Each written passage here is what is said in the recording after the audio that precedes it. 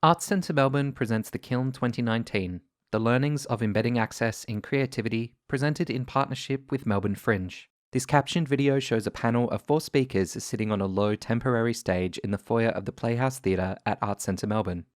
From left to right, the speakers are Beck Matthews, a woman in her 40s with short-cropped, tightly curled salt and pepper hair, wearing a t-shirt with a print reading Queen Kong.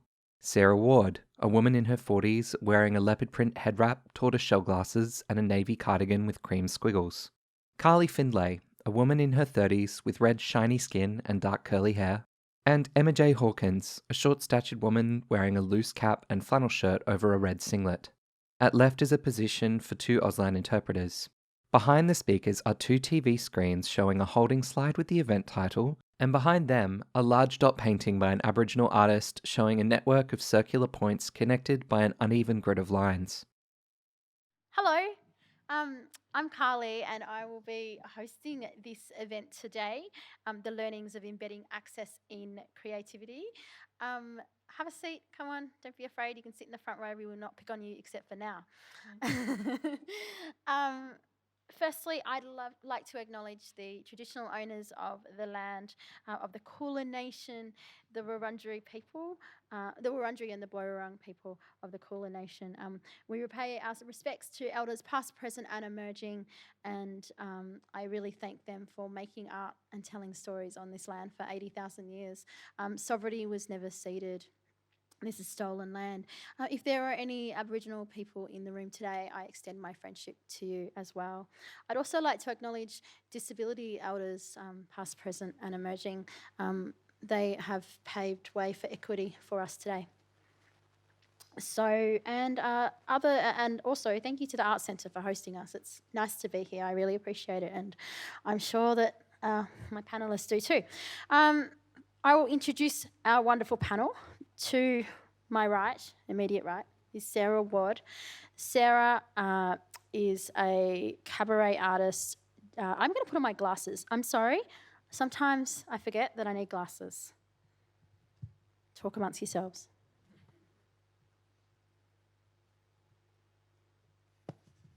Excellent. Sarah is a cabaret artist. She's an actor and writer, creator of cabaret character Yana Alana and Queen Kong. Sarah was awarded a Helpman and along with her creative team have 11 Green Room Awards, the Adelaide Fringe Award and the Melbourne Fringe Award for cabaret. Sarah's passion is the creation of subversive political work that challenges gender stereotypes and the status quo through her larger-than-life stage creations. Outside of her own work, Sarah was the MC for Circus Oz and has worked with La Soiree, Finucane and Smith, Retro Futurismus, Yummy Arena Theatre Company, Melbourne Works Theatre, and the Women's Circus. Sarah was co-creator of cult hip-hop cabaret act Sister She, which was popular in the early 2000s for creating feminist, queer hip-hop shows. Sarah is a columnist for the Australian Education Union magazine. Welcome, Sarah. Thank you. Everyone clap. How long that was for me. It's like, oh, yawn. I think Beck's might be a bit longer. Paraphrase. So Beck Matthews to my far right. Beck is a percussionist, drummer, performer, teacher, musical director, composer, sound designer and noisemaker. She's a graduate of Victorian College of the Arts where she studied orchestral percussion. She toured as a permanent member of Circus Oz Ensemble, Swinging in the Air from Anthem Land to New York. Beck co-creates the multi-award-winning act Yana Alana and the Piranhas, and has worked with the Melbourne Theatre Company's Paddling, Women's Circus, Melbourne Workers Theatre, Music Viva, VCA, George Dreyfus, Anastasia, and Reuben K. Beck was the sound designer for Funatoriums. These are very made-up words here. Funatoriums, Circus Cabaret, Captain? Is it Captain? Yeah, or Captain Hook's Pirate Party at the Sydney Opera House, and was sound designer for the Flying Fruit Fly Circus award-winning production Junk. Beck is currently music director, sound designer and access coordinator for Queen Kong and the Homo Sapiens. Welcome, Beck.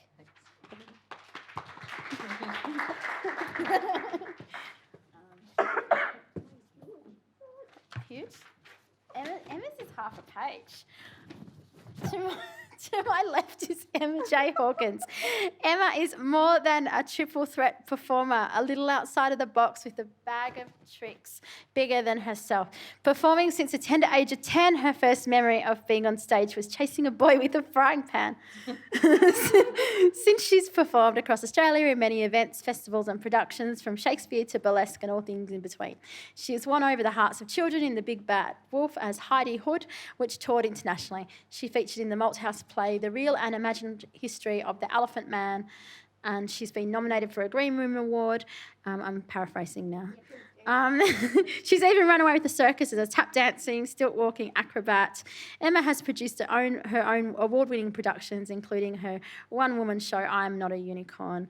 She's been a keen advocate for fair representation for artists with a disability in Australia theatre, film and TV, a member of the newly formed Performers with Disability Committee through Equity, and she's a proud member of the Equity Diversity Committee.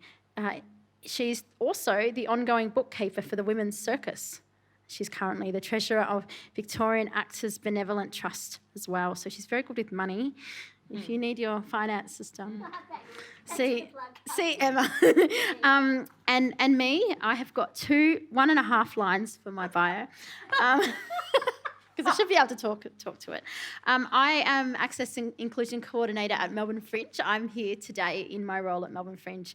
I started in this role last year in January or February rather, and I help artists make their shows accessible, and also venues talk about make their venues more accessible and communicate that they are. And I also help artists that identify as deaf and disabled to make art. I have produced this pretty amazing, if I say so myself, Producer's Guide to Access, which there are some copies at the back of the room if you want to take some, or download it online. If you search Melbourne Fringe Producer's Guide to Access, you'll find them. I also write outside of Fringe, and I speak and I organise events myself. So I'm passionate about making things accessible. We also have 2 Auslan interpreters here today. We have Linda and Dave, who will be interpreting.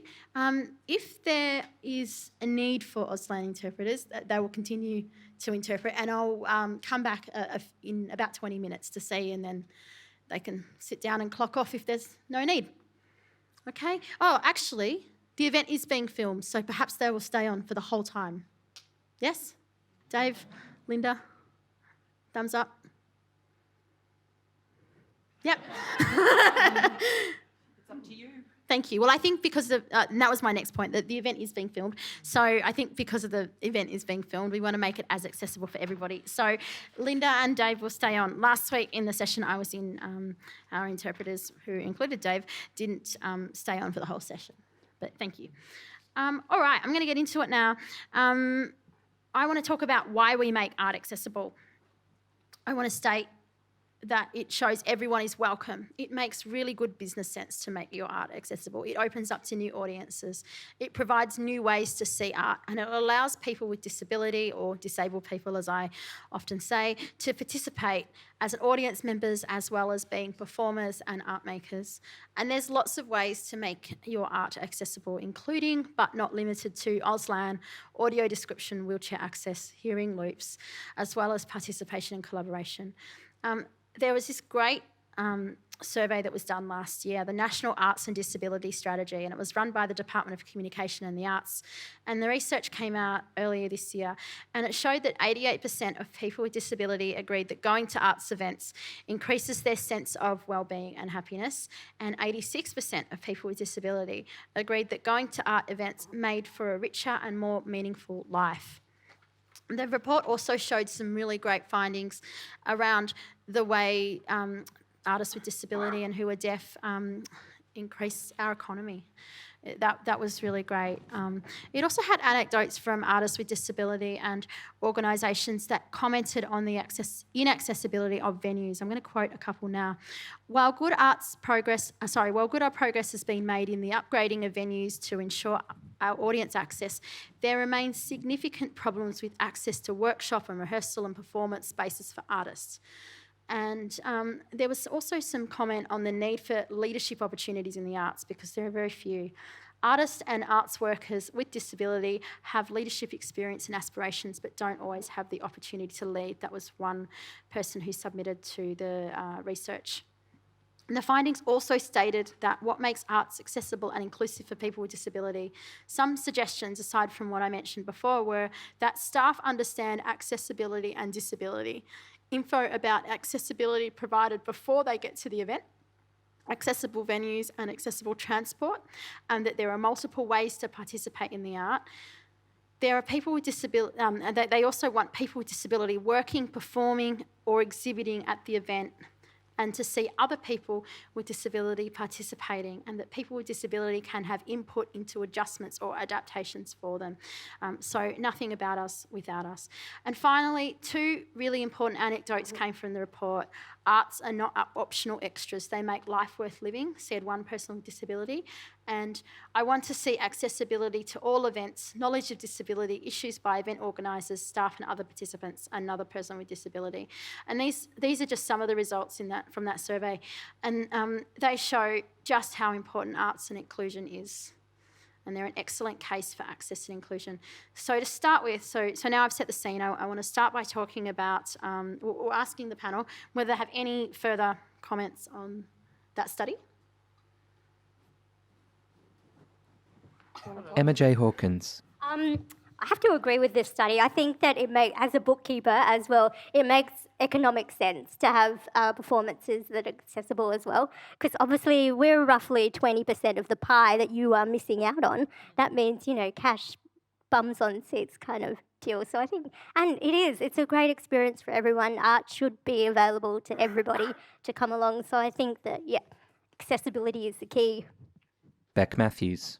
I guess thinking along the lines of assumptions, and when we started working with Asphyxia and Queen Kong, Asphyxia is a deaf performer, and she said to us that people assume that deaf people don't enjoy music, but we do. We love music. So I guess, adding on to that study, that idea about being aware of different ways in which of breaking down assumptions, I guess. So that accessibility, providing access in ways where you might not think first up that it would be desired. And the proof was in the pudding that the desire was 100% there. And I guess as a person, you want to see your own people on stage. You want to be represented. So, as growing up as a young person, I didn't see anyone who looked like me on stage or film or TV. And I think that it would be great to see things like that. Sarah Ward. I'm thinking about the Edinburgh Fringe Festival in particular, how inaccessible the venues are there, because they're all older too, and how that really limits people's audience access, but also performer access. So, and then I think about how those festivals also in regards to economic access, because when you come to these bigger venues that often do have lifts and certain, access points required, the tickets are 50, 70, 80, 100 more. But a fringe festival is kind of where I know I can afford a ticket. So it would be great if those fringe festivals were a bit more accessible and they thought a bit more about that. Yeah, we're going to talk a bit more about the lack of access for performers later on in this session. So thanks so much for raising that, Sarah. The first thing I want to discuss is that embedding access. So the session today is about embedding access, and embedding access is very different to providing access, or maybe a little bit different. I'm going to show some videos of Sarah, Beck and Emma's performances soon, but I want to touch on what embedding accessibility means. It's different to providing access as an add-on, and we're aware of an Auslan interpreter on the edge of the stage, as we've got now. We're aware of closed captioning and wheelchair spaces, but what happens when access becomes part of the performance? When an Auslan interpreter interacts with the actor and becomes a character, when projected captions become part of the art design or the set design, it's a step beyond just providing access, and I think that artists and directors are just coming to terms with providing access. So these artists we've got on stage today really show that embedding access can be done, and that with the right consultation and the time that's taken, it can be done. So we've got two videos now. The first one is from Queen Kong. last year. Yeah, it's difficult because there's we started with the concept of having 3 episodes, and we staged episode 2 first because it's a bit of a sci-fi thing to do, and also just a bit of a finger up to convention, which I really love. So it's called the Legend of Queen Kong, episode 2, Queen Kong in Outer Space. So it's a very long title. So no one's going to remember it. But should we go to that now? On screen, a projected image of a woman in a tight, shiny yellow costume towers over a stage, signing. Hello, humans. I am the motherboard. The conduit of communication, the central processor. I hold information and allow for communication between all systems and life forms. I would like to acknowledge the traditional owners of the land. We pay respects to their elders, both past and present. We celebrate their strong ongoing culture, the oldest living culture on planet Earth. The following story is a modern mythology, a queer tale, an abstract adventure. If any of our audience who are deaf or hard of hearing find themselves lost or confused, don't worry, nobody else understands either.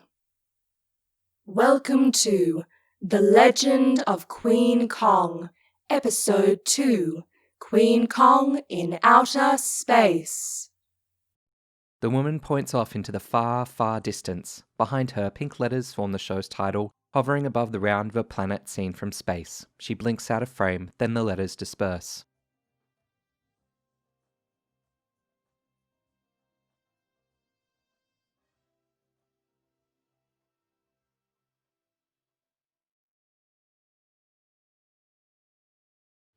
Thanks so much. I want to discuss this with Sarah and Beck now when Sarah gets back on stage. So tell us about the embedded access in your show. Do you want to start? Sure. This show took quite a lot of time, and that has been a good thing. So there's been a few sort of different drafts of it along the way, and we kind of kept changing how we're going to go about. We knew from the beginning that we wanted to make this show accessible, and Asphyxia is a friend of ours. That's who you just saw on screen as the motherboard. So it was great having that direct conversation with her. I think a big moment of us deciding how far we wanted to go with access was listening to Jess Tom. She was being interviewed on Richard Watt's program, Smart Arts, and she said about that, we always think about in the arts that we're so open and inviting and progressive, yet the door is not really open for a lot of people. And we've talked about it a lot before about financial access, but sort of taking that further. So we wanted, at first Asphyxia came on board as a consultant because we'd had conversations with her before. She'd said, when I come and see a show and it's interpreted, that's great, but then I don't know where to look and I'm not watching the actor. So she then moved interstate, so that kind of was another thing to deal with. So there was lots of emails backwards and forwards and then flying her down and having conversations. And then as we went deeper, we decided we can't do this show without having Asphyxia in it because the access had become such a big part of the show, and in fact, influencing the story was that we, as a group of hearing people, we can't put this show on ourselves. It's not right. Well, it's not just that it's not right. That show doesn't exist. That show can't exist. So we did a version of it, didn't we, at the Adelaide Cabaret Festival, where it wasn't accessible at all, and it was about kind of me and my journey with my alter egos. That was the crux of it. And then we always wanted to make it accessible, but we didn't have the commission funds to do that yet, and the time. And then Dan Clark, who's like such a hero for artists and their dreams and visions and accessibility, said, well, why don't we go for some funding within the Arts Centre? And then we got Ausco money, and we got a little bit of funding here and there, including dear friend of ours who became our philanthropist. So that's the thing, is it requires an incredible amount of money. But Selene Bateman was also on our side from Auspicious Arts, and she is a great contact for artists. And she was helping us with budgeting, but also a program. Can you remember the name of it? Because we might have to send it.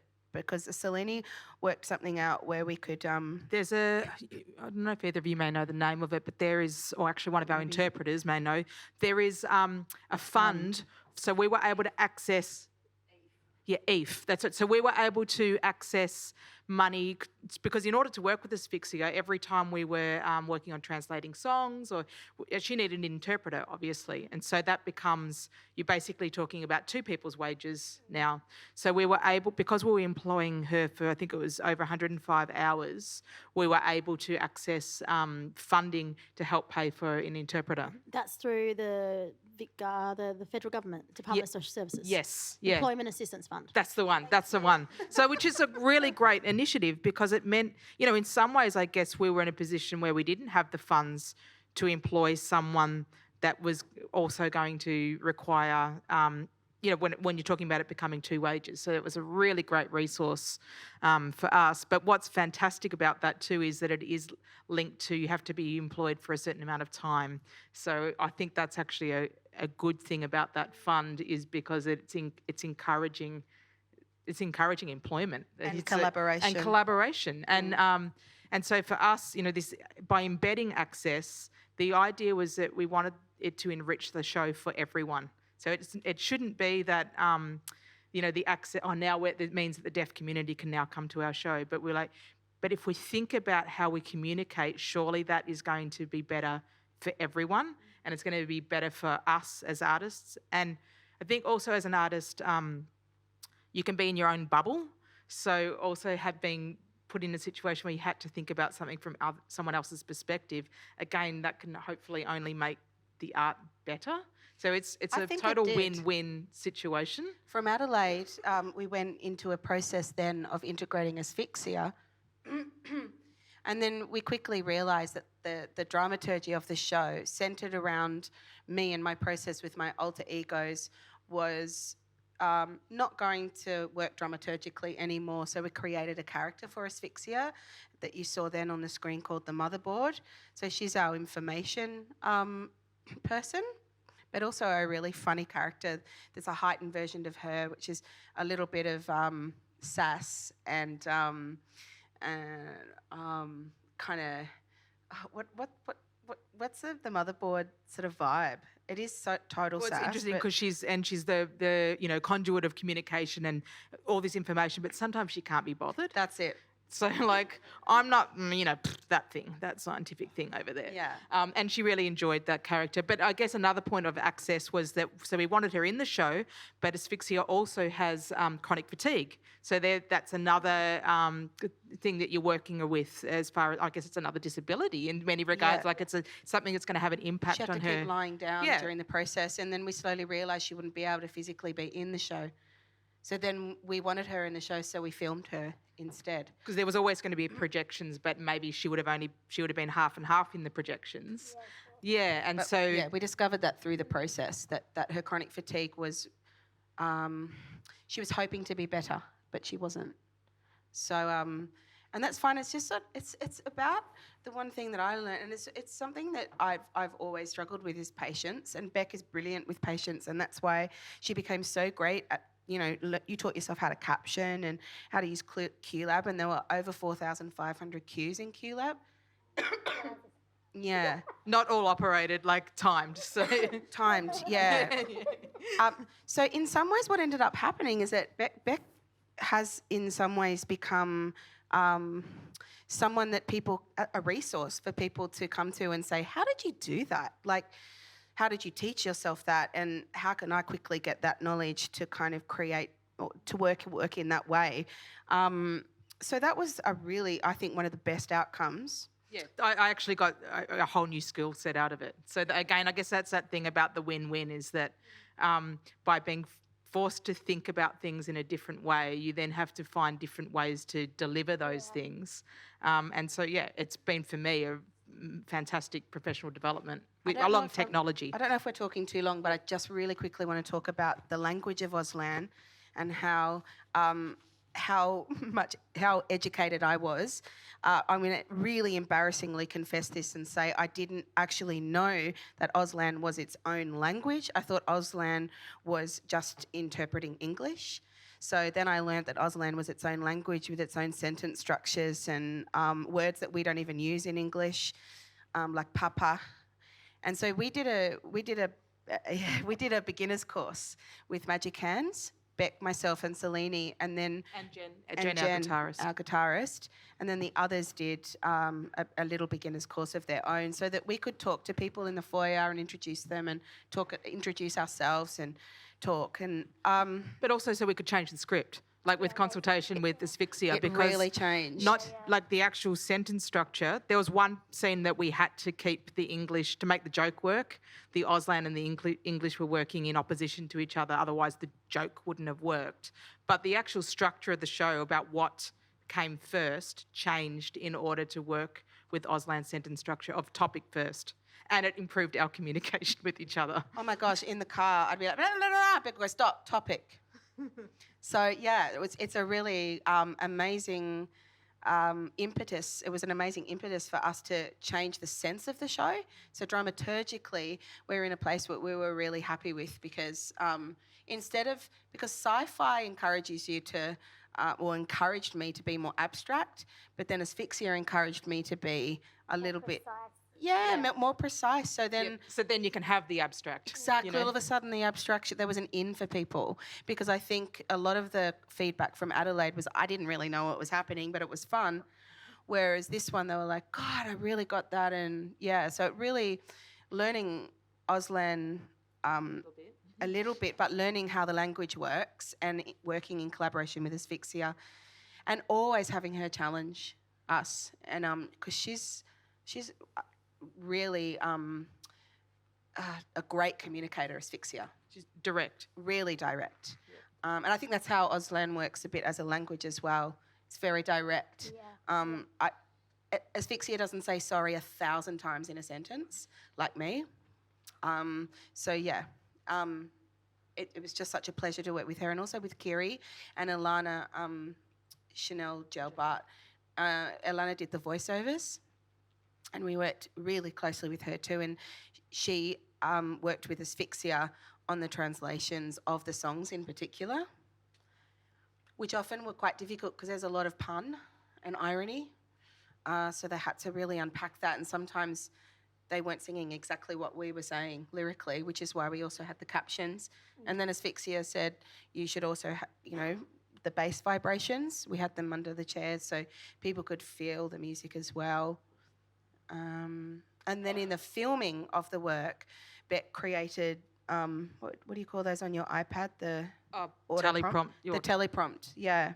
So we had Ilana actually like Auslan prompting, but we also had the script in Auslan come up, not in English. So I learned what Asphyxia's signs were, and so as that I could time the scroll of the teleprompt, because it wasn't going with the English, it was going with what her Auslan was. Yeah. We learnt a lot. Great. We're still learning. It's so good. We're doing a course with Magic Hands at the moment through Melbourne Fringe, and we have just employed Anna Seymour, who's an amazing artist and dancer, and so we're learning how to communicate better with both Anna and our Fringe artists and audiences, and it's really fun. It's good and educative. Actually, I just wanted to add, because I realised we probably should have said, we also employed a stage manager who's from Fringe, Krista Jonathan, who she signs. And because in the end we didn't have Asphyxia with us, we were looking for a stage manager who could sign so as they could communicate with Asphyxia. But then once she wasn't on screen, we were like, hang on, let's just do this anyway, because it's like people don't think about it unless they see it. So for us, it was really important to employ Krista so as that other people would think about it And so as moving forward, we had that relationship if there were deaf people on stage with us, and it meant there was someone else. The more people in the room who could speak Auslan, that the better the communication was with the audience as well. And also for us, it meant we could keep going further with trying to learn the language as well. Yeah. So great. Krista's fantastic. Emma, we've got your video from Take Up Thy Bed and Walk now. We'll watch that. It goes for about 5 minutes. Get comfy. Multicoloured text in an ornate font reads "Take up thy bed and walk." Audience members carry handheld lanterns as they explore the darkened set. Text reads, "We could be anywhere, but we are here with our stories. Timidly we pull them out like rare coins, only to discover how common they are at this table. 3 women in white petticoats sit on brass beds. They use their hands and arms to form exaggerated sign language. Their movements are captioned on a wall of curtains where text reads, 'All I need is a miracle.' Joe, Michelle, Kyra and Emma sit side by side holding iPads. They tap a finger to the devices, revealing the words inspiring, special, brave and adorable. In a red leather and black lace mini dress, Kyra jumps and dances, pumping her fists into the air. Michelle sits on a bed with her back to us, her slender, bony torso naked as she flicks her hair and writhes her arms above her head. Text reads powerful, thought-provoking and aesthetically beautiful, the Adelaide Theatre Guide.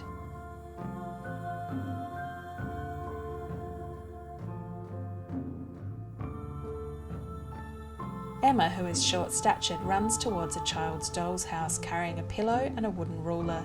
She places the pillow inside, then climbs in herself, fitting snugly within the tiny structure. Jerry sits on a brass bed with Michelle lying underneath. Michelle whispers to Jerry, who signs her words in Auslan. There are no captions, only those audience members who know sign can understand what she's saying. Kyra flaps a white sheet in the air and hurriedly starts to make her bed as Emma hastily pulls on a pair of knee-high socks. Now, Emma faces the audience, her brow furrowed and hands clasped in front of her. The lights dim, she releases her hands and bends backwards, then tumbles to the floor. Silhouetted under a blue light, Joe, Emma and Kyra struggle to their feet, only to tumble down to the floor, before struggling to stand, then falling, the pattern repeating again and again. Kyra, carrying a lantern, walks forward, stepping over Michelle's prone form. Jesus, saith unto him, Rise, take up thy bed and walk. And immediately the man was made whole and took up his bed and walked. Back on their beds, the women move their bodies almost in unison, reaching forward and stretching their arms above their heads. White text reads, "The accessibility is as entire as it is seamless, the advertiser." Emma passes a microphone to Joe, who is deaf.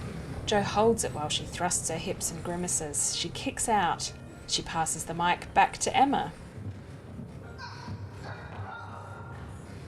I have absolutely no words to describe how I feel.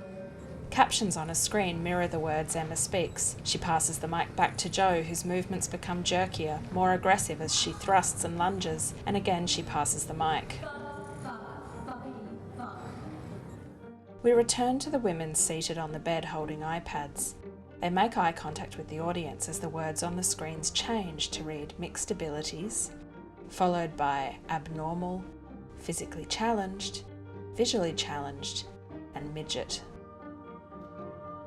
Joe, Emma and Kyra writhe on the floor as the curtain backdrop rises to reveal towering speaker stacks, old gramophones and a projection screen. Credits roll, presented by Vital Statistics and Gail Mellis. Direction Gail Mellis and Ingrid Ferrant. Text Hilary Bell. Design Gail Mellis. Lighting design Jeff Cobham. Composition, musical arrangement and sound design Zoe Barry and Jed Palmer. Video production Heath Britton and Jennifer Greer-Holmes. Creative producer Emma Webb. Performers Joe Dunbar, Emma J Hawkins, Kyra Kimpton, Michelle Ryan and Jerry Sheeran.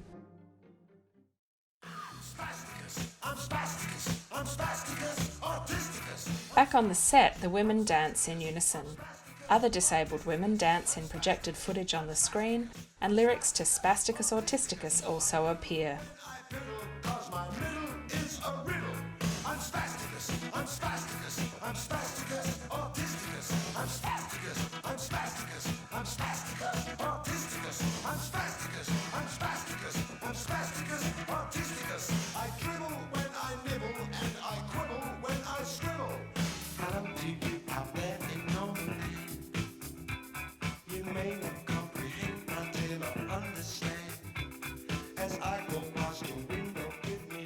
A final image displays logos for Vital Statistics, the Australian Government, Australia Council for the Arts, and the Government of South Australia, Arts SA.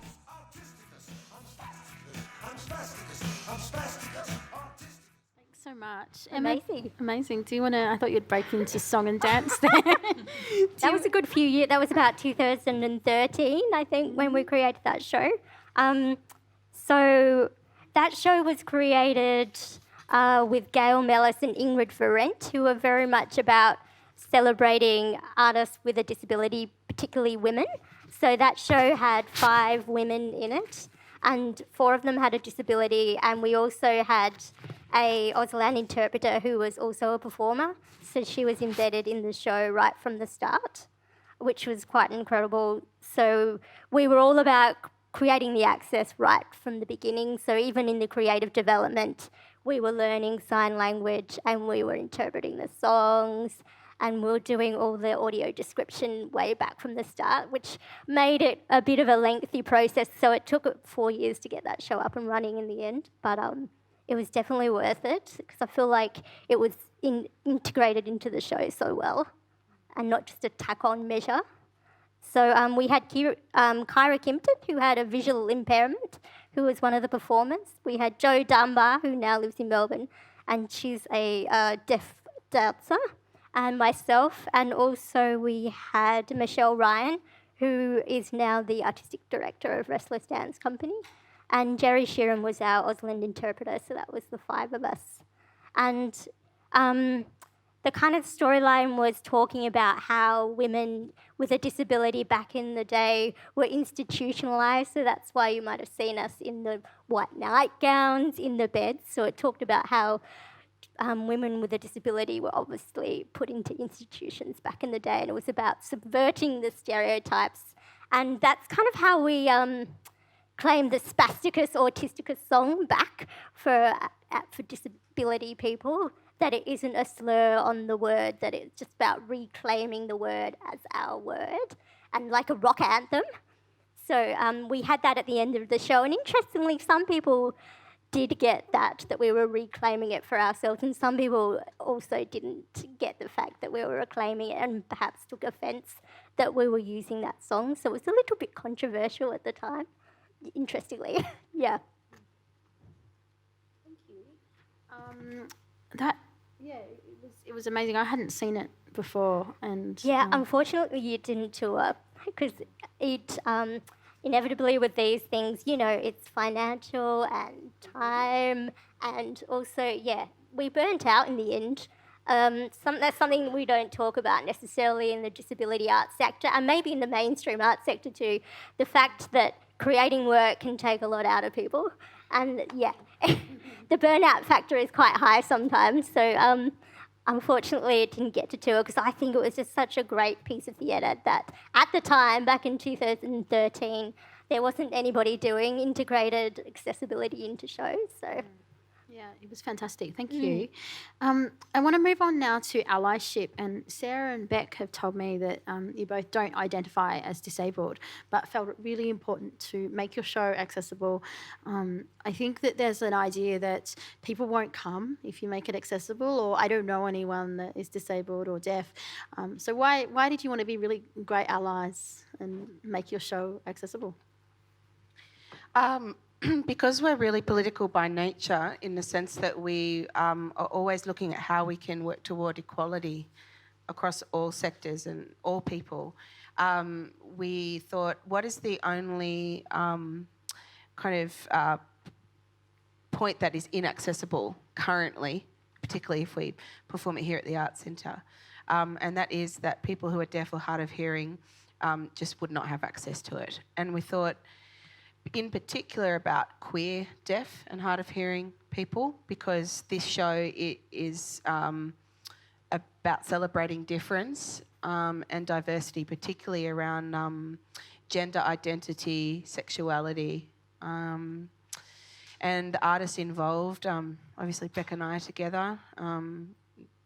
You can talk about your own identity, but I am a cis woman, but identify as queer or bisexual.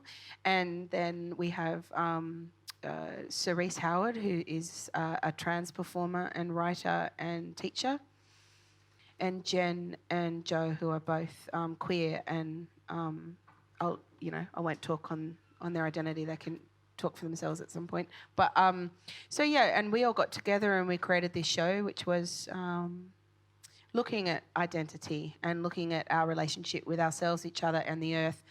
Yet we were thinking, oh gosh, like we just performed this at the Adelaide Cabaret Festival, and it's yeah. I'm going to interrupt you though, because the idea was always to get the access I know, in but we there. couldn't It afford wasn't it no, at so the it wasn't that beginning. we performed the show and went, oh, this isn't. We did That's a true. draft that was more about getting the song content together. It was because, like Emma was just saying, it takes time to do these things, and ideally it would have, if I could turn back time, I would have had Asphyxia with us even earlier, like, come in when we're writing some songs, even earlier. But so yeah, I just wanted to be clear that even though we did the draft was more about, let's get the songs together, let's see which songs live in this show, and then let's take it back into the rehearsal. Let's pull that script right apart and rewrite it based on.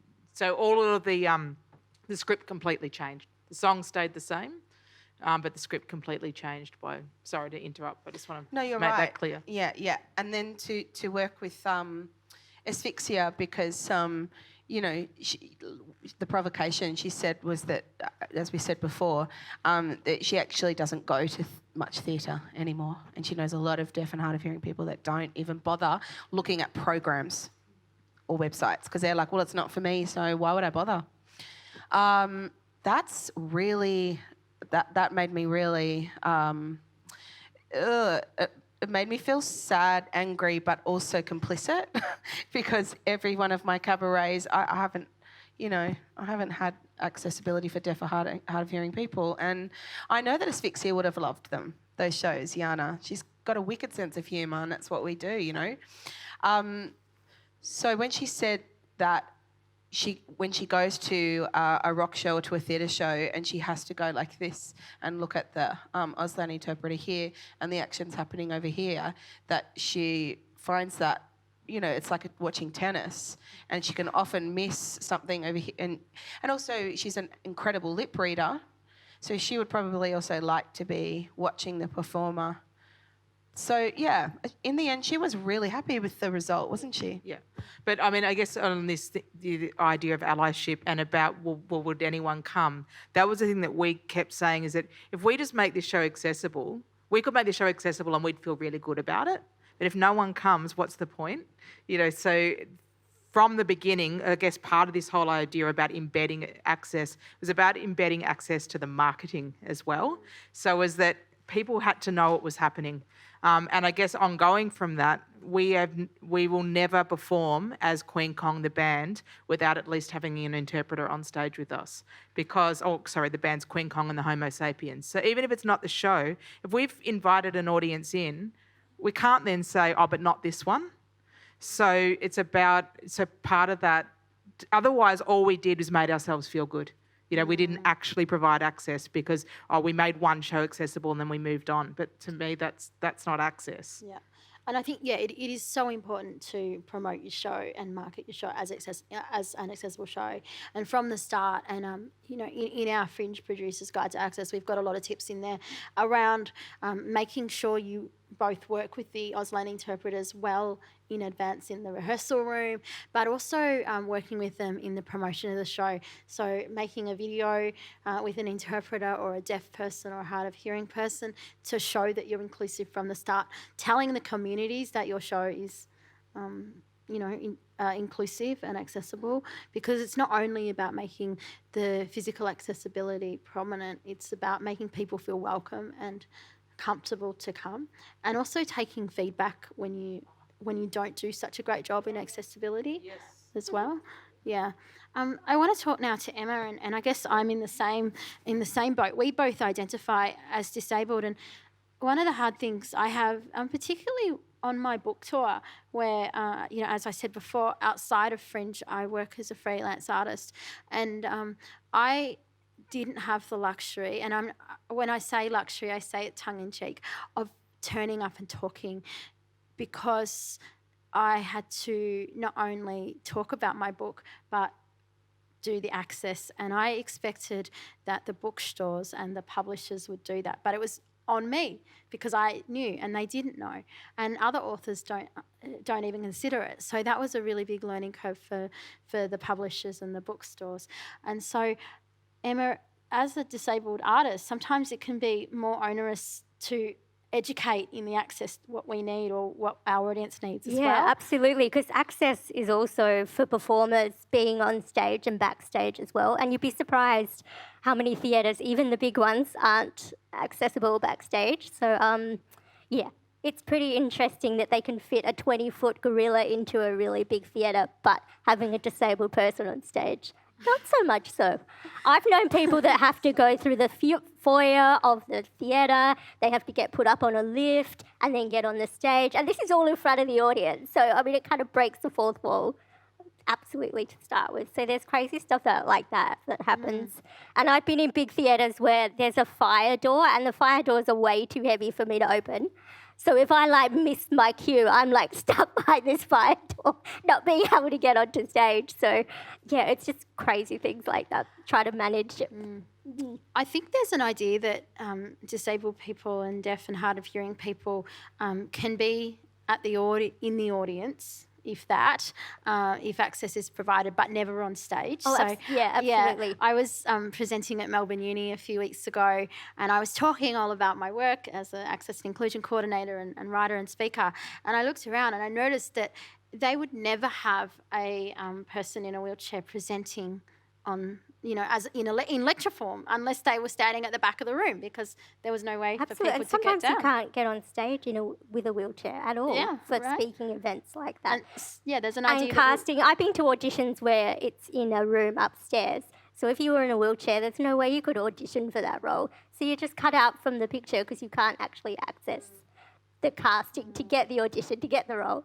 So it's like you're stopped right at the start. Sure, yeah, I think there's an idea that we can't lead, and I think Beck and Sarah are really showing that deaf people, asphyxia has led in your performance, and Emma. And that you're artists in your own right, you're professionals, and you're good at what you do. There's still this stigma out here that disabled artists aren't actually very good at what we do, that we're somehow lower than everybody else. So I don't think it's true at all. I think all types of artists should be able to be on stage. Yeah, great. And also that's why we need allies as well to help do the work. Yeah, we're all about diversity. We don't want to cut the normal people off. we don't want to take over completely. There's space for everyone, right? Yeah. I'm going to talk about the importance of embedding access from the start, not just as an add-on. And I see artists that really are excited about providing access, but then when they hear how much it costs, so an Auslan interpreter is between $70 and $120 an hour, and generally you need 2 for a minimum booking of 2 hours, and audio description can be about $1,200 a show. Relaxed performances are around $150 a consultation plus the show. So it costs, and you have to budget for that. And when you embed it from the start, when you think of access as the same as communication, marketing, as the same as venue hire, as the same as fees for your artists and crew, then I think that shows that you're really committed. So why is it so important to embed it from the start and not as an add-on, not as an afterthought? I would say one of the factors is time, because if you don't think about it from the beginning, you're not going to give yourself enough time. Because it's funny, we had people say to us, why don't more people do this? It's easy. And we're like, well, it kind of wasn't easy, it was great, but it required money and it required time. So I think even like on a purely practical level, you can't decide at the last minute you're going to do that. It's not going to work. But also to make the art better. So, that's not a very great, it's not a good sentence. But so as there's not two different things going on stage at the same time, there is one thing, and everything is moving your story forward. For me, that's why I think it's important. I want to read a quote on this topic from Julie McNamara, or Julie Macas, or Macas, as some of you might know. Julie's a friend of mine, and she's a performer from the UK. She is an honorary fellow at VCA Theatre. She's also the artistic director of Vital Exposure. She came out here to Australia this year for about 3 months, and she did a lecture at Melbourne Uni. And she said this really great thing, which I wanted to talk about today, which is related to embedding access from the start. In the UK, we spell disability with a capital D, says McNamara. We've reclaimed disability because it's all about how we do things our own way. She describes the appalling way that lip service is paid to audience members with a disability, whether it's through the use of clunky subtitles or interpreters virtually hidden in the wings. They've got somebody at the side or a bit of a test there. A bit of a test of the stage text. The hideous lights of many productions are a particular kind of hell for people like Mac have an acquired brain injury. It's so clunky, so uncomfortable, so awkward, laments Mac. Your brain, if you're deaf, is constantly playing catch up. There's an assumption that the person is the problem because they bring disabilities with them, that something about them doesn't work, but it's the system that's failing. And that's why Mac talks about disability-led theatre in terms of access aesthetics. Not only does she aim to put extraordinary marginalised stories centre stage, she strives for an inclusive aesthetic that integrates accessibility at the heart of her work. So her work means that she's got captions on the screen as part of the set, and she talks a lot in her lecture about the importance of slow, and she works with a woman who has a cognitive disability, and this woman pulled her up on the idea that there's nothing wrong with being slow. So she wants to take note of being slow in her movements, in her speech, so that everybody can understand. And that was a really great thing to hear from Julie. If you Google Julie Mac or Uni in Melbourne, you can find some really great stuff that she's done. But I thought that quote or that excerpt from the article was really pertinent to what we're discussing today. Emma, do you have anything on embedding access from the start? I just think not only can it be part of the creativity as well, so that you actually learn new things from being able to put access in so early on. I know I learnt so much. I didn't really know much about tactile tours when I first started doing Take Up Thy Bed and Walk, and that's so that people can come and feel the set and touch the set pieces and things like that. So even I'm learning, and how it kind of shaped how the whole show was discovered. I just think it just allows for great flexibility in how you make a piece of work. And that, everybody can then watch the show. If you're elderly, you could get something out of that too. If you can't see, there's lots, it just kind of opens it up to everybody in such a great way. Yeah. Yeah, I agree. And I think that when you embed access for performers and for audience members, it can make the idea of seeing yourself, like you were saying before, it can make the audience or other actors or performers more comfortable in asking for what they need as well, because I feel very awkward about asking for a chair, but then if a chair is provided to someone else, then I'll be more comfortable. Yeah, absolutely. I mean, one of the performers in the show had a problem that she was really scared she might go to the toilet, be desperate to go to the toilet during the show. So we actually just worked out a bit where we're like, if this happens, you do this gesture, and then we just had this moment in the show that we could stop the show and she'd go to the toilet. So you don't make anything wrong. Everything's okay. That's just how it works. It never happened, so it was great, but we just had this backup plan in case she needed to go to the toilet. Yeah. I want to talk a little bit now from leading off from what Julie Mac said, and the aesthetics of access. And one thing I found really lovely with your performance, Sarah and Beck, was the the zine that came with your performance. So there's a zine on everybody's seats that you can have a look at. The zine, Emma, there's one down there. Yeah, I had to read Okay, earlier. great. The zine was art in itself, and I've seen some relaxed performance or accessibility information on, attached to performances or performance information, and it hasn't looked great, and that's fine. As you said, it takes a lot of work and it's a lot of money to produce collateral and things. So I was really impressed with this. It incorporated Asphyxia's artwork as well, did it? It's actually not Asphyxia's artwork. No. It's Minori Pires who worked with us right from the beginning, but Asphyxia was a part of consultation on the zine. And I think everybody wanted it to be visually exciting, because why should it be droll? Why should it be boring? Access can be exciting and fun. And I also think if we had have had the money, we would have been able to put Braille inside it too, which is the we dream. talked about it. But That's the dream. So next time we do it, and Deb's here too, our friend who was going to help us on that. But unfortunately, we just didn't have the money or the time to make that happen. But that is something we'd like to do next time, yeah. You can get one of those Braille printers and you could print them just... yeah. It'll take ages though. That's you right. need to employ another person. Yeah. And I guess it's again back to that thing about, the access should be great.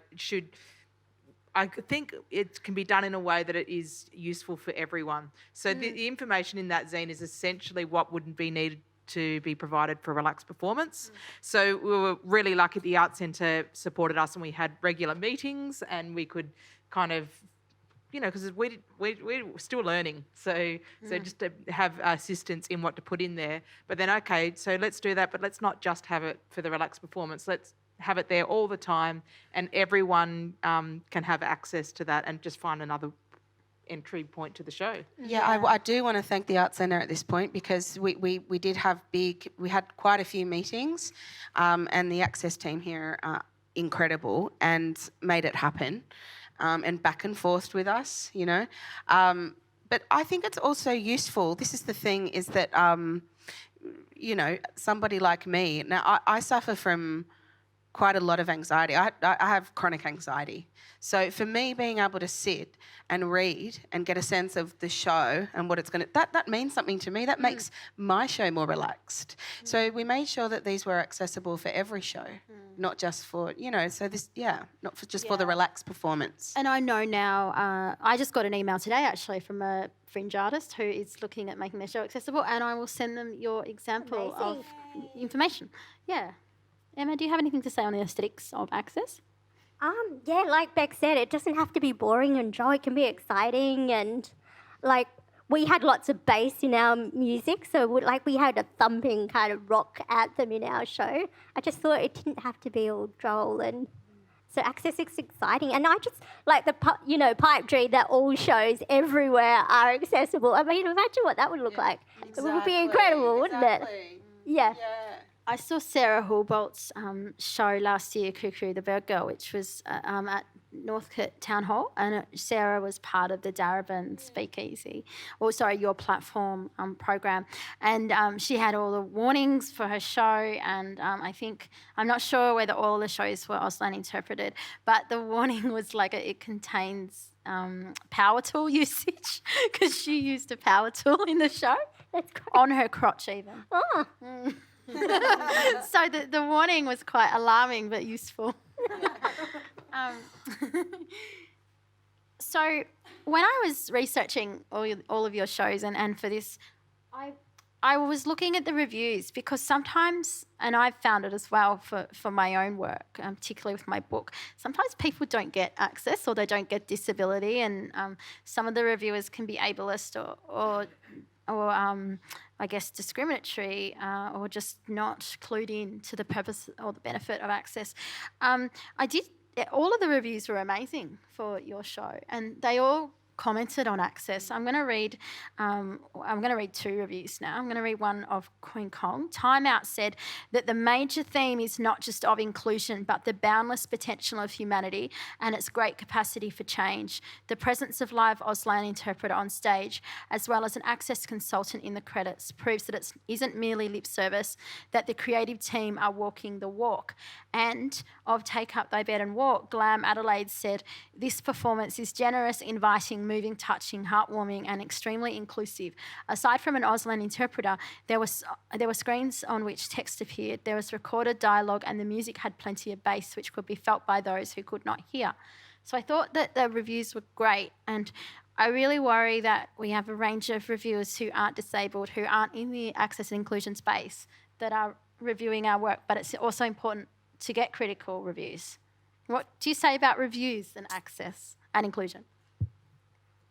Yeah, I'm just trying to think. You got thoughts? I'm still thinking. Yeah. Well, I mean, it's interesting because for us, you know, a point of a moment that was really clear that made us want to add the access was actually a reviewer, Richard Watts, interviewing someone. So I guess there are people. I think Richard is a good advocate, is an ally, and he's an example of someone from what I can see is trying to gather more knowledge. Like he wrote an article about relaxed performances for Arts Hub.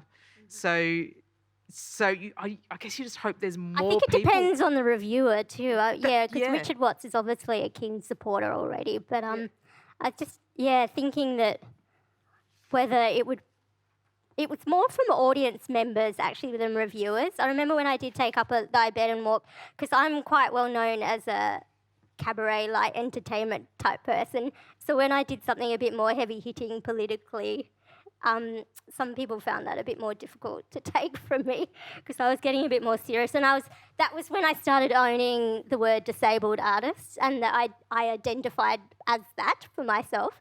So just interesting that somehow people don't always come along for the ride with you when you're trying to re-identify yourself as an artist. But I think there's power in the words and owning being an artist with a disability.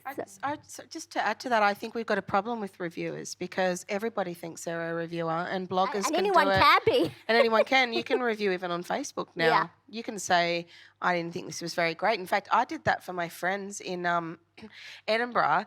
Their show, Casting Off, is it? Yeah, great show. Really age inclusive and exciting physical theatre work. You know Deb Button, yeah, and Spencer, and Sharon. So they did this show, and I said, oh God, I love this show. This is all women and feminism and body positivity. And so I said 5 stars, Yana Alana, and they actually printed it and put it on all their posters. So I think we have to start, because the system isn't working for us, we have to make it work for us now. So if it's broken, let's go with it. Let's find people that can review and just like make up something if you need to. I don't know. I really think it's broken now. There's only like 1, 2, maybe 3 places that, you know, the Herald Sun, the Australian, the Guardian, Got heaps the of Age. reviews. There's like a whole page of reviews that I put in our but one notes. of them was like, They're all good. I hate it when you get stars. But it is the thing. I think people forget that it's a skill. You know, it's like even though everyone can have an opinion, an actual solid review. And maybe the thing is that the more access is embedded into shows, it will become something normal that isn't strange for reviewers. And not to comment on. That perhaps are weirded out by it. I don't know. Maybe their brains have to work too hard. I don't know. Do you know what I mean? Like they just don't know what it's like. It's not experiential for them. They haven't had experience with someone with a disability. So they're like, why should I have to watch someone Auslan interpret or something? I don't understand these people, Carly. I don't understand. The reviewers? Yeah. Those ones. Yeah. I'm going to do a wrap-up soon with questions around what's next from us, but I want some questions from you in the audience now. If we can, someone have the mic so it picks up as well. If we can give up one of the mics, please. Thank you. We've got lots. Gosh. That's good. Okay, up the back. Yep. Hi, thanks. Talking about embedding access from the start, if an able-bodied performer or producer wanted to do a collaborative work with people or artists with disabilities, is there agencies or organisations where you can access people or artists with disabilities to work and collaborate together and to embed access from the start? There's probably a couple of places you can go to. There's Arts Access, which is an organisation here in Victoria who would know artists with a disability. The Equity now has the Performer with Disability Committee, so you could talk to MEAA. Great. Also, there's an agent who's my agent, called ICACM. That's their abbreviation, and they have artists with a disability. So there's a few different places. Or Deaf Australia, Carly probably knows a good few too. Yeah, and I also think it's about getting out and seeing the work. And I get all of my work. I'm not a performer. I sometimes perform, but I'm not. That's not my main work. But I get all of my writing work, my speaking opportunities through word of mouth, and it's generally through people who have come to see me speak before, who have asked me. Finding maybe a good fit, because you don't always. It's about finding someone that you like their work and what they're doing, I guess, as well as a producer. And I get a lot of queries from my Facebook page to. Ask for castings or, promote a show. And one of the things that I always request is, can you make this information accessible? There's no point in sending me a picture that then I have to image describe. So image description is where you put what's happening in the image in your text caption, so that people with screen readers or people that have sensory conditions can read them. And so if they send it in an inaccessible format, then it's a lot of work for me. So make it really clear and accessible for us to promote. There are a number of casting agencies that I've heard, but again, I think that they're somewhat inaccessible. And also that it's really great when disabled people get paid. So make sure your event is a paid thing. Yeah, you'd be surprised how many times we get asked to do things for absolutely no money. Yeah, that's a good question. That's the arts in general. Thank you. Thanks. Who else had a question? There was some more. There's one over here. Hi, I'm just curious about, you mentioned right at the start about leadership and needing leadership skills. Mm-hmm. In a perfect world, what would that be? I think it's about leadership opportunities, because I think we have leadership skills. We're proving that today. But I think that there is an assumption that disabled people don't have leadership skills and that we can't act in leadership roles. And also there aren't, in the major arts companies I don't believe there are any leaders with a disability that I'm aware of as well. So, Arts Access Victoria has the lovely Caroline I think I'm just thinking of the big theatre companies, I guess I'm thinking But it's about giving opportunities like mentorships and paid opportunities and ways to work up the ladder. At Melbourne Fringe, they've employed me, which is great. But again, that's an entry level position, and we've employed Anna Seymour, and there's also opportunities for mentorships through for artists in Fringe Festival, and that was through the Victorian Government Creative Victoria's Talent Matters program, which or it might have been through the other arm of the Victorian Government, the Disability Employment arm, and that gave two people or 2 years worth of employment to a producer that is disabled. And I know that there's other opportunities. They've gone to other arts organisations like Writers Victoria, running the publishability program. But there just needs to be spots and paid spots, not just at the entry level. The Disability Leadership Institute talks a lot about this. That's not an arts organisation, but a disability-led leadership organisation. They talk about how it needs to be more than just entry level. And maybe more consultancy work, paid consultancy work. And I think for me, even though I work at Fringe, I did that for 2.5 days a week, and the rest of my time is freelancing. And the places that I work hire me as a consultant. And I used to work in the government for a very long time, and I feel like I'm now, if I equate that kind of work to what I did in the government, I'd be earning and working at much higher level than I did when I was in the government doing this consultancy work. So is there paid consultancy work in other countries for disabled people where you could follow that model? Yeah, I think so. Yeah. There's some great disability-led organisations and people. I think you just have to really get online and follow people. I share a lot of people through my own social media, through Carly Findlay on Facebook and Twitter and Instagram. And the Disability Visibility project shares a lot of people as well. Disability Leadership Institute, yeah. But it is about you researching and following along and becoming interested and involved in the community and getting out and seeing the art as well. And making connections with people that perhaps you want to work with, and knock on doors if you can reach the door handles. Go through the door, climb in a window, go in the back door, whatever you can do. Yeah. Any comments from you two? Yeah, I think there's some exciting things happening in the UK. And yeah. Great course in. I mean, that's not so much about leadership, but I did some research because we wanted to go to the UK, and I came across. We'd made some connections with the what's it called, Royal Theatre. Glasgow. Sorry, my brain can't find the name of the theatre, but in Glasgow, and there is a course there. It's a theatre course for deaf and hard of hearing people. So it's it looks. I want to go there. I want to go and meet the artists and see their productions. It just looks fantastic. So it's a course very much like what you would see at VCA or NIDA. But it's all around training, like rigorously training deaf performers. I guess it's that thing about like saying, yes, these people are the leaders and they are talented, and that I guess it's like it's not an add-on, not an add-on. Yeah.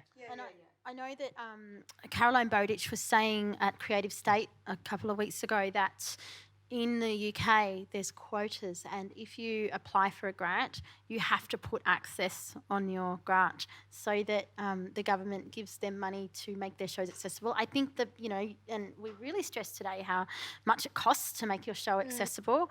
I did a show last year, an event, and Emma was the MC. I did a fashion parade at Melbourne Fashion Week, and most of the money went to access, paying the Auslan interpreters, and also paying all the performers and models and Emma.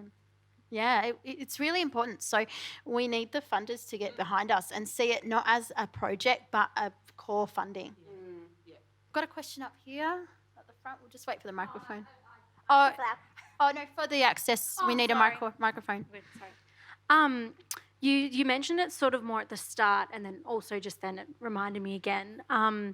In terms of like ticket prices and people being able to come and see shows, obviously needs to be made more accessible financially, but then sort of the cost of putting on a show for super independent people and the cost that entails. So, for example, I'm doing a fringe show, and we're going to have 2 Auslan interpreter performances, and that's one of the more expensive parts of the budget. And because of that, we had to increase the ticket prices in order to cover our sort of minimum. If we want to break even, 30%. Do you sort of have any advice on, I don't know, like what's too expensive, or I don't know, the best way to go about it, or from going right from the get-go, we want to include these things, but then obviously making it accessible to the people who we want to come and see the show. And I know that people with disabilities often can earn less money, and artists can earn less money. That's where I think those things were like 2 for 1 nights, whatever. That's so if you make sure, it means that it's not accessible financially every night, but making sure that there is a night where people on a low income can come. And there's companion cards that you can add to your booking. So someone that has a support person can bring along that support person for free. And like I think Sarah mentioned it earlier, but marketing to the right areas and making sure that you get the deaf community to know about your show and things like that. And also you might make the ticket sales back. You might make the Auslan cost or whatever other accessibility provision back on ticket sales if you market to the right people and the people come. It's a little bit different, I guess, but when I did my book tour, live streamed a number of them and recorded a number of them. So for those who were bedbound or couldn't get there, they could see that later or listen to it later. And I haven't had the time to transcribe, but I will do soon and upload them all. And I also worked with the Wheeler Centre and Writers Victoria and my publisher for the Melbourne launch in providing 6 tickets for free. I think, so 6, and that included the book in there as well. And they were for people who couldn't financially afford to come, because I said I want people to be able to come and also be confident in asking for that ticket as well. Yeah, we so our sort of venue producer, the group called Camp Conscious, and so we didn't sort of even think of this thing. They suggested for us to hold some free tickets per night, or a pay as you feel, pay as you can, or pay as you feel, or something like this, and then also having the a separate section on Fringe that's like a low ticket income price. So I think that's a conversation they were going to have with ticketing, but that also might be a conversation that you would then have with them in terms of like the actual ticket options that you can list on your event, or that's not really a question, sorry, it was just information. I think financial access is a big thing, and I think one of the things I've noticed is that a lot of places the concession price is like $4 cheaper. It's like that was set by someone who's never needed concession, because they got no idea what someone else drops on taking their mates out for dinner is someone else's weekly income. So, so when there is a concession price, we feel strongly that it should be a significant... $10 to $15 cheaper. But also, we did this thing at Fringe, which worked really well for us, because we were in the Lithuanian club in the main sort of space. So I think there was about a 250-seater or 300-seater if you open the top. So we did this thing where we had a preview on the Tuesday where we only charged something like $15 bucks. And then we had a Wednesday, which was like, we know we're not going to get many people in there anyway, so let's make it accessible for people. And we did it pretty much the same price, but we called it something. Do you know what I mean? Like, we gave it a title, and then we sold it to the Fringe as this great idea, And they were like, cool. And then we sold so many tickets, so many more than we would have at a higher price. So it worked really well for us, for the festival, for the people, and financially it really works. So you kind of think about like tricky little ways that you can make it accessible financially. Yeah. Was that like a discount code or something you had for that Wednesday show? Or no, we just made the price. We made the price in the program. Having a tight-ass Tuesday. And the Fringe Festival also runs discounts. I'm not sure what they are this year, but there's Fringe Dweller, which is like if you become a member, and then there was this, last year they had the Take 5 Bank of Melbourne, Bank of Australia, scheme, where I think the bank paid $5 and then the audience member got $5 off, but it didn't take away from the box office fee that an artist would get. So I'm not sure this year. You'll have to have a look when the program launches, but there's those options. And when you promote your show to your audience, let them know about these discounts as well. Thank you. That's right. Any other questions? One here and one at the back. Thank you. I wasn't sure if it was going to get passed further back or not. I just wanted to ask a question in regards to reviewers. We just touched on it before. For marketing to people with disabilities, there's a whole lot of different communities and sub-communities within that big banner, obviously. Do you have any recommendations of people that we could approach within that community that could, review a show at a dress rehearsal or preview for them? Yeah. Great question. I get heaps of review requests through my blog and email, and I often can't do them. So I will pass them on to people. I run a group called Disabled Writers, or Australian Disabled Writers, and I always send that on if people want to do them or not. You could send them to Quippings. Quippings is the disability performance troupe in Melbourne. I'm a member of Quippings, although I haven't done a show for a long time. But I guess and send them to Arts Access Victoria as well. If you include the ticket, one of the things that I have found is that some disabled people aren't really familiar about where to connect with review publications.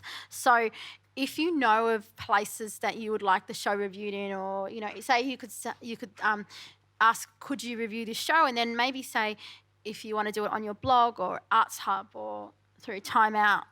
But I would say, or even a Facebook post if you're happy with that.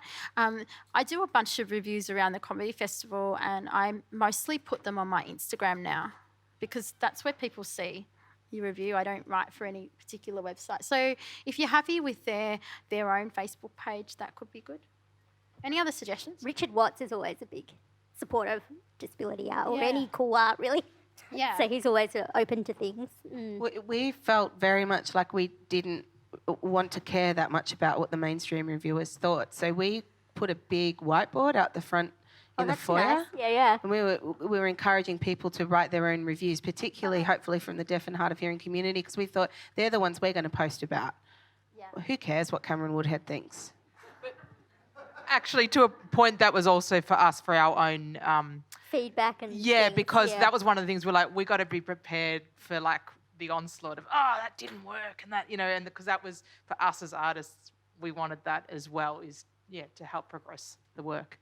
What were the responses like? Well, interestingly, I think maybe it's that thing about only people who had positive feedback wrote up there, you know, and drew pictures and.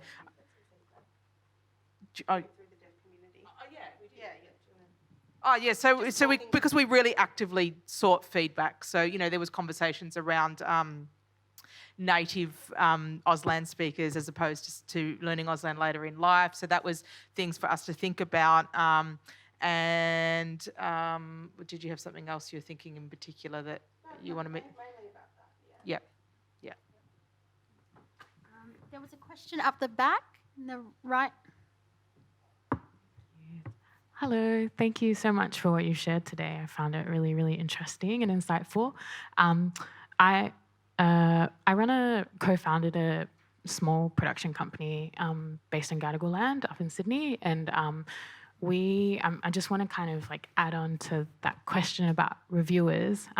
We found earlier on in our practice that a lot of the reviewers were miscategorizing and misinterpreting our work, and because all of our artists are female identifying, black and brown identifying Indigenous women. We found that really problematic, and as a result, to kind of protect our performers, we stopped inviting people from outside to review and asked our community to review in their own words. And so I was wondering, in terms of embedding access, is there anything that any of you have used to kind of to protect your performers from potential critique or criticism or misunderstanding from people who come and view your work? That's a really great question. Yeah, I don't know. As a performer, like in my occasional performing in quippings or other things, we have never discussed that. But as a writer, I get reviews of my book, and I would say the 1 stars are the most ableist. Someone wrote the other day that my life story, it's a memoir, it makes them feel better about their own health. Early on in my when I first published the book in January, there was a person on the Goodreads that said that they thought that my face was airbrushed and that I wasn't a true representation of myself. And my agent said generally she would say never to respond to the reviews, but in this case I set them straight, and I said I was very clear with the photographer about what I wanted and the publisher, and no, this isn't like airbrushed, and my face was good on that day and all that. And I mean I shouldn't even had to, but it's interesting, and I think you have to talk to your performers around not reading the reviews or only reading the good ones. And also that Brené Brown quote, also Eleanor Roosevelt maybe, if you're not in the arena getting your ass kicked, I don't want your feedback. So yeah, it's a tricky I've just been thinking about that question, and when you identify as something and you label yourself as that, and then your show gets labelled with that as well, it comes with this weighty context to it. So I do understand where you're coming from, but it's difficult because who reviews the reviewers? Nobody does.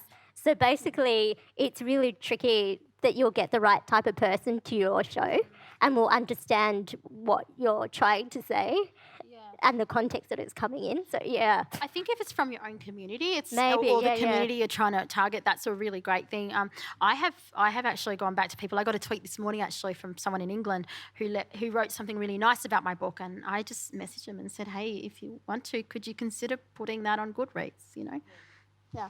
I can relate to this as a queer feminist artist, and I think that some of the reviews, you know, as soon as you start reading them, you go, okay, cis white man. Yeah. And then you got to read it, and then you look at the bottom and you're like, okay, yeah. You didn't understand. You can't understand. And so then that kind of helps take the 3 stars with a grain of salt. But, you know, you use those things so that you can get the word out there. So then it is really hard when a major paper gives you 3. Actually, I'd prefer 2 or 1. I really would. 3 hurts so much more. 3 is like... Middle road. 3 is like, I don't care. You know what I mean? And which is the worst when you're creating really political, accessible work. You know, and it's just like, you want to go, what would you know? And then blah, blah, blah. But it's like, at the end of the day, that's the one that goes nationwide. That's the one that everybody reads. And then all of this time and work and effort, and they don't care. But I would add to that, I guess, is what you're saying about you're getting reviews from within your community, and I have heard of other companies doing that. But I think people who read reviews a lot are also aware, that's a review from so-and-so. So you know you're reading, like if you read enough reviews, you're reading it with that lens on. So you might go, he hated it, I'm going to love it, I'm definitely going to see that. Because you start to, you know, if you read enough reviews, you start to know where people's line is. Yeah. I think reviewing from when the community is where it's at the moment. Yeah. Yeah. I'm going to wrap up questions now. If there's any others, maybe ask at the end. That was really great. But I want to show you a performance that I went to see that was amazing, and I can't stop thinking about it. We'll get the video playing in a minute, but I was in Perth and I was a speaker at the Perth Festival earlier this year, and the producer said to me, hey Carly, we know you're at Melbourne Fringe. You should come and see our performance, which is one of the key performances at the festival, called The Nature of Why. And Caroline Bowditch from Arts Access directed this, choreographed it actually, and someone from Goldfrapp is involved as well. So I attended this, and I was asking all of my, my publisher was with me and a couple of other speakers, and I said, do you want to come to the orchestra tomorrow? And they're like, no, it'll be so boring. And then, anyway, so it was really hard to give the tickets away. And I found 2 friends to come, and they were so amazed, and it was so incredible. And I went back to my publisher, I said, you missed out. And they were very sad because I showed them the video on Facebook afterwards. Jess Walton came with me. Jess is an amazing writer. She wrote the episode of Get Crackin', the disability episode, yeah. And Emma was in that as well. I know. So Jess wrote this really great piece for Witness online, and she said, at one point a dancer held my hand and we moved together. They didn't realise I had a prosthetic leg, but as they felt me struggle with my balance, they adjusted their movements and their movements became smaller, gentler, slower. That generosity Croggan describes, that fluid sense of exchange, made it possible for 2 strangers to come together in dance and to find ways to move together. It was like a conversation between 2 bodies, and it was beautiful. When they let go of my hand and moved toward another person, I found myself still dancing, euphoric with joy and wonder. So we're going to watch The Nature of Why now. It was incredible, and it really showed how access can be embedded. When you explain a why, you have to be in some framework that you allow something to be true. A quote by Richard Feynman. Snippets of footage from the show. A crowd of people mingle bathed in honey-coloured light. Dancers skid across a stage surrounded by musicians. Quote, the joy created by this remarkable company is second only to the joy felt by those lucky enough to see The Nature of Why. This isn't a performance you simply see or hear, it's one you feel. From Bristol 24/7. 2 dancers lift a third over another's crouched form. An overhead time-lapse shows a crowd of audience members circling around the performance space, moving between watching and doing. Quote, we didn't just see something tonight, we heard something and were immersed in something extraordinary. From Nick Sirota, Chair of Arts Council England. A wheelchair-using instrumentalist plays French horn as others dance beside him. A harpist and violinist stand back-to-back playing. Dancers writhe on the floor as others run circles holding either end of a vibraphone, spinning it rapidly in place. Quote, it's intimate, unexpected and completely joyful. Breaking form and conventions, it can transport us, easing us into its complexity. Wow. From Joe Verrant, senior producer at Unlimited. 4 dancers are heaped in a tangle while another claws her way out from underneath them. 4 dancers stand on a staircase in a spotlight, gripping the handrail, bobbing in a coordinated wave. Audience and performers mingle, bopping to the jaunty tempo of the music. Overhead, filament light bulbs pulse on and off in waves.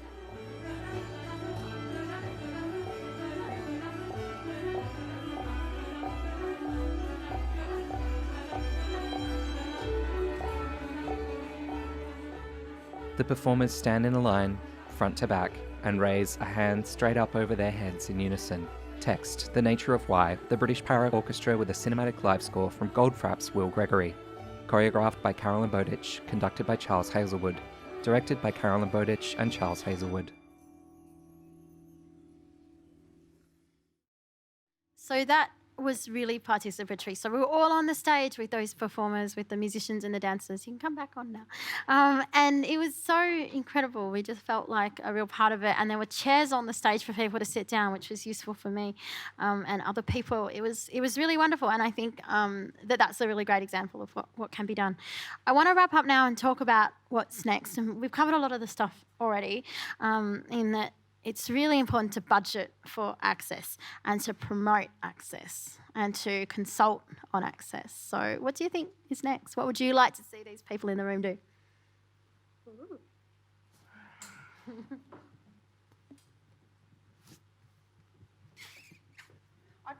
I just want to talk a little bit about, hopefully it's not too glass half empty, which I always am. But what a shame that there isn't more funding. Is the answer to go to philanthropists to maybe hit up some ethical corporate companies? Maybe, because when I think about the costs of what we created, it's not sustainable, and we certainly wouldn't continue to get funding from the Australia Council over and over. We aren't artists with disabilities, so I think the funding, even though we work closely with Asphyxia and she's embedded into the show, the work, the money, there's so little in the Australia Council now. I think arts in South Australia, there's more money for art coming from the local government there, and Creative Victoria. I mean, think about how many people just put in an application. It's really quite overwhelming and very difficult to get a grant. So I think sometimes you can have, like you said, these great ideals, and then you start looking at the budgets. And we had, with Selene, we probably had about 15 budget meetings where we had to keep going back in, reducing fees, reducing this, reducing expectations. And that was fine because we knew that what we were going to create in the end was, something we would be really proud of. But I think the money, and then once you've created it and it's there to go, you have to then market it, and you have to have, while you're creating the next work and generating income as a freelance artist, work out how to sell it to producers. And then the costs of the show, like you said, I'm worried that our shows, that's it, I think that might be it. And that's inevitably what happened with Take Up Thy Bed and Walk, we just ran out of energy as well as money because it took 4 years to get it off the ground. And that was in South Australia. So you're actually right, there was more money to support over in South Australia. And then by the time we burnt out, we weren't able to tour it nationally. Yes. I guess what I'm saying in some ways is I need answers too. I want to know how to make this. Okay, I'm gonna be more positive then. Okay. This is what I know. I always do this. So sorry. So sometimes I know time is money, but when there's a lack of money, just give yourself more time, and then you can, like I learnt jobs that needed to happen, so as we didn't have to pay someone else to do it. So just time to do that. I also said to, if you fringe artists, if you're thinking about the Fringe Festival, maybe don't apply this year. Maybe get your budget ready for next year. Get your plan. It's going to be the same kind of application process. There's no harm in doing creative developments to start with too, because that's where you learn a lot of stuff. So don't necessarily push for doing a show straight away, maybe. Yeah. And even for us, like, we don't have to perform this big show all the time. It's like having a portfolio of works that you're doing, and that some of them, and I guess also like our particular access required a certain amount of technology, but there's a whole different lots and lots of ways that you can provide accessibility. So I guess just because, like we're saying, it costs money, whatever, like if you can do that first step, then that's the first step. So that's going to be better than no step. You don't have to provide all forms of access. In the guide that we've got from Melbourne Fringe, that there's a lot of ways to provide access. You don't have to do everything. And often some forms of access don't work with other forms of access. Yes. Like if you're making a relaxed performance and dimming the lights, then perhaps you can't see the Auslan interpreters. Exactly. So our zine, we actually talked about, it wasn't what you would normally experience a full relaxed performance to be, because that would have taken away the deaf access, just as you're saying. So we just had to be really, really clear about what the access was. Yeah. And perhaps get good partnerships with people from the disability sector. I mean, we're quite happy to, ask us questions, what would work for you? How can we make the show better for all types of people? When I did Access to Fashion last year, I did GoFundMe, which was great. We raised a lot of money. And then just through word of mouth, I had 2 companies approach me going, can we give you money? I'm like, yes, please. And they were companies that were great. One of them was a disability-specific employment company, and the other one was around accessibility. And so that funded the hairdressers' fees. One of them, the jobs one, they said they wanted to pay someone's wage. I said, okay, you can pay for the hairdressers on the day. And the other one paid for the Auslan interpreting and the live streaming. So that was great that people just wanted to give us money. And again, they were companies, not government, because the government grants take ages. Oh, yeah. I also think from a glass half empty, and I'm not unappreciative of those here today, but look at all the empty chairs. And that for me really disappoints me. I find that people think that, access or disability isn't for them, but it's for everybody. There's a likelihood that 90% of the population will become disabled in their lives.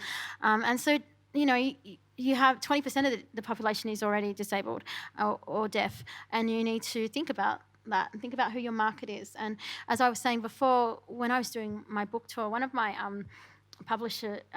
publicists in another state said they'd never seen anyone have so many wheelchair users at their event, and that was clear that I helped that happen. I helped make that happen because I reached out to the community. We also had in Brisbane, we had 6 people with the same skin condition as mine in the room, which was amazing because there's like a 1 in a million skin condition. So that was incredible to have all those people, and it was because I reached out. It was because I made it accessible for people. You've got to do that.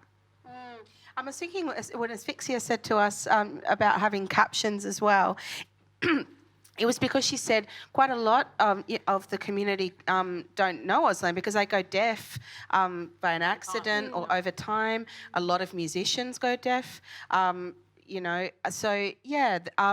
having that caption, having those 2 access points meant that we could provide, because people think that think about disability often as from birth, that don't see it as acquired. Yeah. I think also it'll be great if you could tell your colleagues about this event. It's been recorded. Show them. Force it down their throats. I mean, not physically, but tell them how important it is, because it is disappointing to see more than half the chairs empty today. And as an artist, I always go when I'm in a show or professionally, I go, are there going to be shows that are accessible? I always make it a point to ask all the time.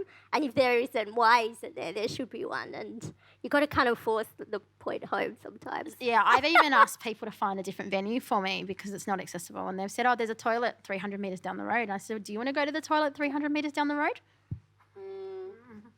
And the other thing actually is to think about where the accessible seats are. Like sometimes where wheelchairs are placed is like, that is totally blocked sight lines, and so what's technically ticking a box of being accessible and what actually is. I don't know. That's a very good point. It's often the case that accessibility is not very, or the disabled toilets are used for storage, which is a pretty common story. Yeah. Things like that. Yeah. And also think about your performers, like who you might work with, and making the space accessible, inclusive and safe as well. Like inclusivity and accessibility isn't just about physical access. It's about the language you use and the amount that you pay people, and or whether you do it all, and also just inviting us to work with you. I'm a great admirer of Crusader Hillis and Roland, because Hares and Hyenas, they worked really hard to make sure that there was accessibility there, and they're always open and willing to learn, and they never get offended. I notice when, somebody gives them feedback that's difficult or challenging, they're like, yep, we'll take it on, we'll do better. They're great. I love them. So great. Interestingly, actually, our kind of connection to the disability community is more through the queer community than through the general arts community. So it's just an interesting kind of overlap that happens there. Yeah. Is there anything else you wanted to say before we close up? I want to again. It sounds like I want to thank the Arts Centre again for the grant within the Arts Centre that allowed us to do this, because without that it wouldn't have happened, and the great support that we had from the producers and the Access team, and for putting this on and allowing us to be on the stage as allies. And I'd like to thank you for all the preparation that you did. It was really amazing. And Emma, yep, thanks. Yeah, it's great. Yeah, and thank you to the Arts Centre again, and thank you to you for coming, and thanks to Fringe for... for partnering. I'm from Fringe, but it was really great to be able to, work on this as part of my day job. Just a reminder as well, there are some of the producer guide to access, and this is not just for Fringe artists, it's for every organisation in the arts. I think it's really useful. I know I made it, but I think it's really useful. Are you reviewing your own work? I'm reviewing my own work. Well, you It's said, very you've got to good. get reviews in however way you can. And, tell your friends, tell your colleagues. You can get it online and send it around. And, we'd be really grateful if you could do that. And I hope to see you at some Fringe shows this year. Our program launches in August, not April. And the festival is on from the 12th to 29th of September. Have you got any shows coming up, Emma?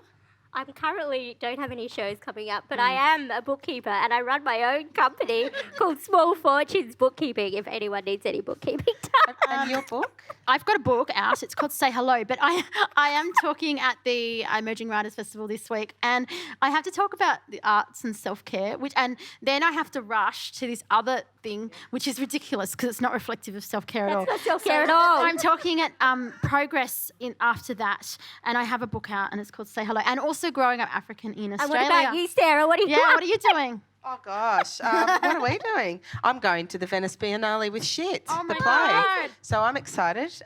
Beck's working with the Fruit Fly Circus. So we've all got bits and pieces happening in our Great. lives. Thank you. Yeah. Thanks so much. Thank you. Oh, thanks to our Auslan interpreters, Dave, thank you, and Linda.